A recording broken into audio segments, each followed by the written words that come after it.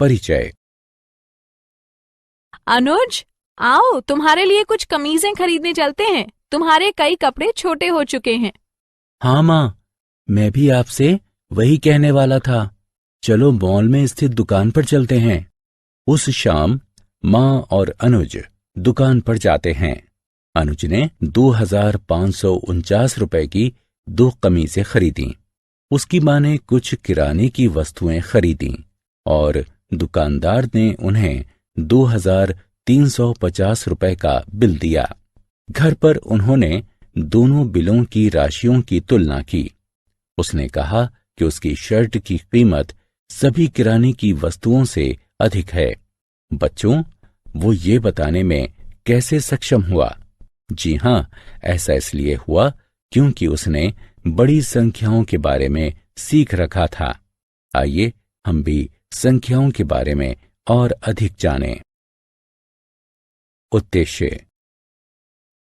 इस पाठ के अंत में आप निम्न करने में सक्षम हो जाएंगे: संख्याओं की तुलना करना, बड़ी संख्याओं को लिखना, संख्यांकन की भारतीय और अंतर्राष्ट्रीय पद्धति को जानना, निकटतम संख्याओं का आकलन करना, संख्याओं के योगफल, व्यवकलन, गुणन का आकलन करना, कोष्ठकों के प्रयोग से सरलीकरण करना और रोमन संख्यांकन समझना।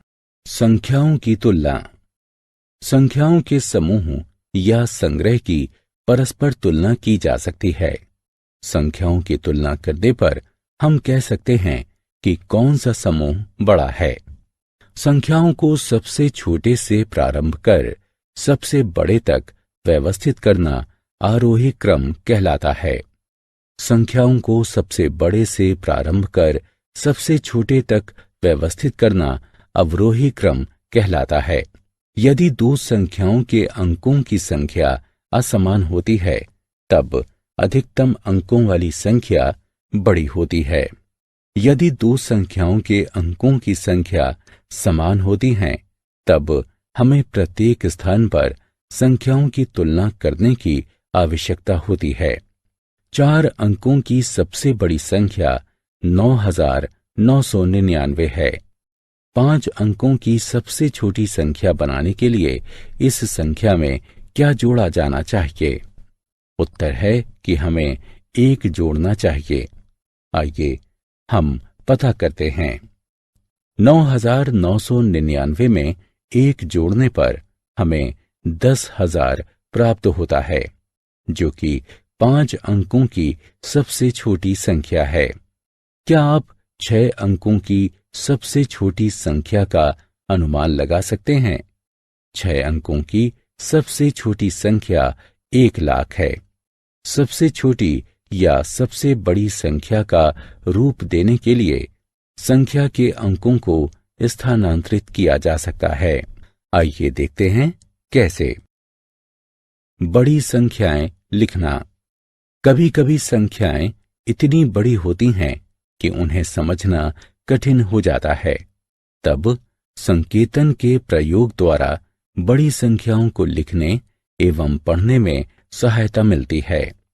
हमारी दशमलव संख्या पद्धति में 1 अंक का मान संख्या में उसके स्थान या स्थिति पर निर्भर करता है। प्रत्येक स्थान का मान दाहिनी ओर से उसके स्थान का 10 गुना होता है। करोड़ तक इसका विस्तार किया जा सकता है।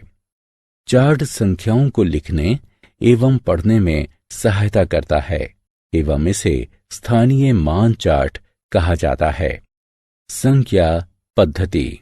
संख्यांकन की भारतीय पद्धति में हम इकाई, दहाई, सैकड़ा, हजार एवं तत्पश्चात लाख और करोड़ का उपयोग करते हैं।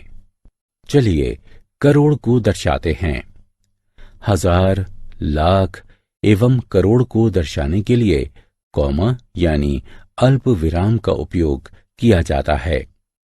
प्रथम अल्प विराम सैकड़े के स्थान यानी दाएं से तीसरे अंक के पश्चात आता है।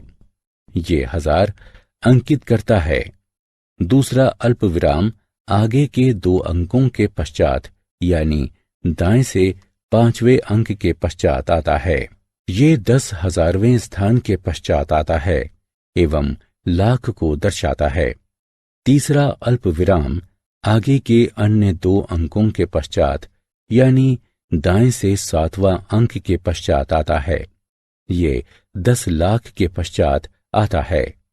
अंतर्राष्ट्रीय संख्यांकन पद्धति जिसका प्रयोग किया जा रहा है उसमें हमारे पास इकाई, दहाई, सैकड़ा, हजार एवं तत्पश्चात मिलियन है। 1 मिलियन 1,000 का होता है।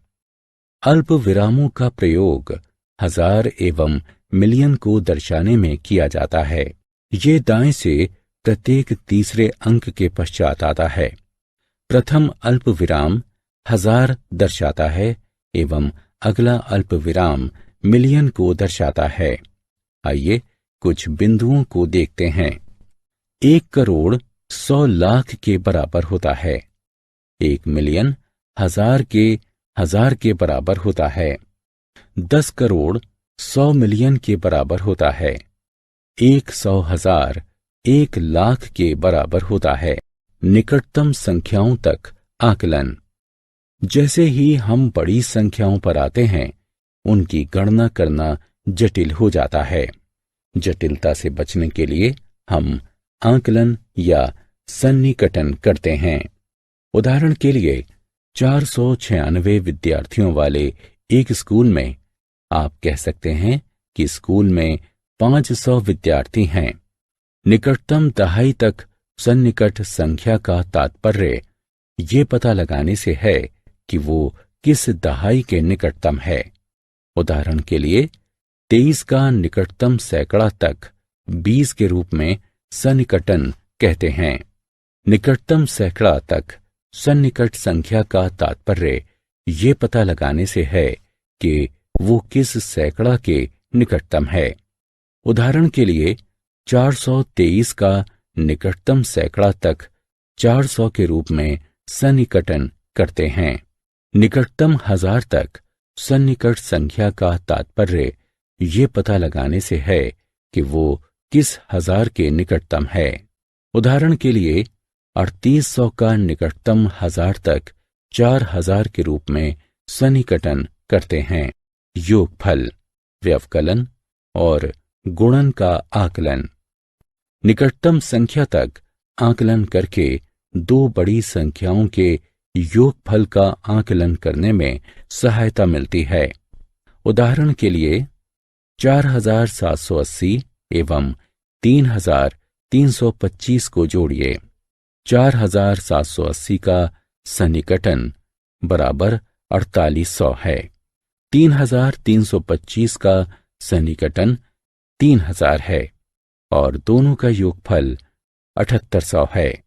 निकटतम संख्या तक आकलन करके 2 बड़ी संख्याओं के व्यवकलन का आकलन करने में सहायता मिलती है। उदाहरण के लिए 29,664 से 22,345 को घटाइए। 29,664 का सन्निकटन बराबर 30,000 रुपये है।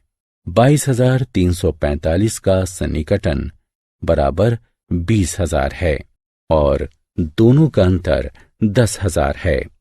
निकटतम संख्या तक आकलन करके 2 बड़ी संख्याओं के गुणनफल का आकलन करने में सहायता मिलती है। उदाहरण के लिए 33,467 एवं 8,888 का गुणन देखिए।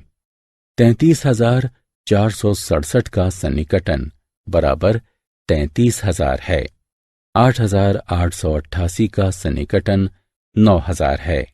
गुणन बराबर 33 गुणा 9 6 शून्यों के साथ, जो कि 29 करोड़ 70 लाख होगा। कोष्ठकों के प्रयोग द्वारा सरलीकरण। निम्न प्रश्न पर विचार कीजिए। इस प्रश्न को 2 तरीकों से हल किया जा सकता है। सही उत्तर कौन सा है?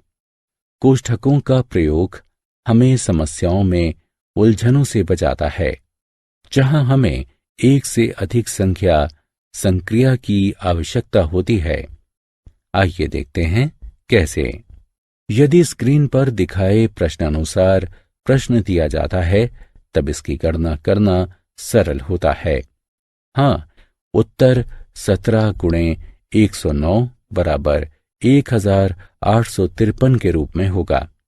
चलिए आइए इसे सरल करते हैं। इसे इस तरह से हल किया जा सकता है।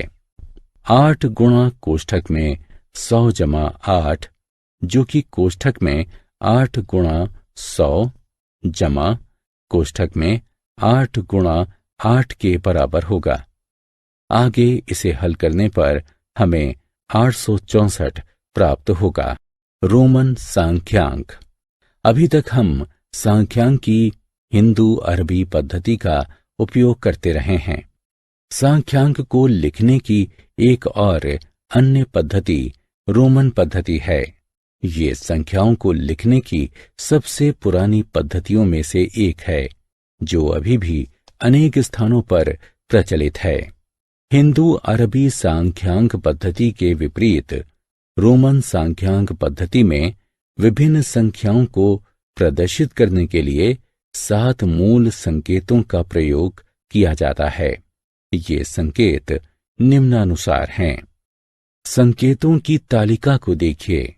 रोमन सांख्यांक तैयार करने के कुछ नियम होते हैं। वे नियम हैं, यदि किसी संकेत की पुनरावृत्ति होती है तो उसके मान को जोड़ दिया जाता है। संकेतों I, X, C एवं M की अधिकतम 3 बार पुनरावृत्ति की जा सकती है। संकेतों V, L एवं D की पुनरावृत्ति नहीं की जा सकती है।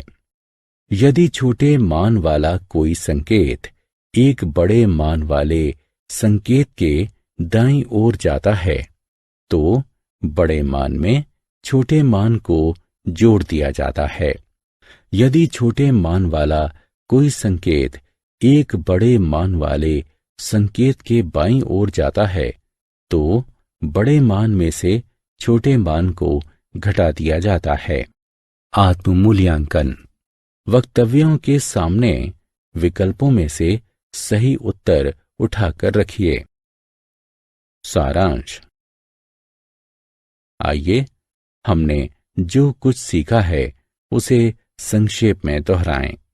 बड़ी राशि का पता लगाने के लिए संख्या की तुलना की जा सकती है। संख्याओं को विभिन्न रूपों में लिखा जा सकता है। सांख्यांकन की भारतीय एवं अंतर्राष्ट्रीय पद्धति एवं उनके मध्य अंतर। एक पूर्ण संख्या के निकटतम तक एक संख्या का सन्निकटन कैसे करते हैं। सन्निकटन का उपयोग करते हुए योगफल, व्यवकलन, गुणनफल का आकलन, कोष्ठकों के प्रयोग से गणना को सरल कैसे करते हैं। रोमन सांख्यांक।